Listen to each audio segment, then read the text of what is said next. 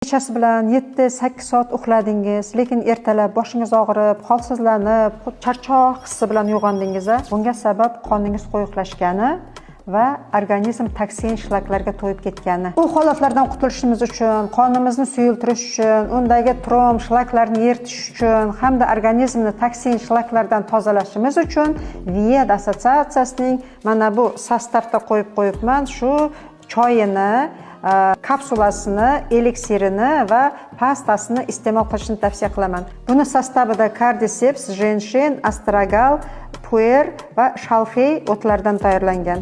Bu qadimgi imperatorlar ichadigan choyning sostavini mana bizning kunimizgacha yetib keldi. Roza Faxo eliksiri bizni jigarimizni va butun ichki organlarimizni tozalab beradigan pastamiz. Butun ichki organlarimizni tozalab beradi, immunitetimizni ko'tarib beradi. Eliksir Sansin, buni ham sostavida kardiseps bor, linji qo'ziqorini va yog'och qo'ziqorini, yana undan tashqari ham ginka biloba. U ham bizni ichki organlarimizni, jigarimizni, pochkamizni, oshqozonimizni, qonimizdagi ortiqcha yog'larni tozalab beradi va elastichni qilib beradi.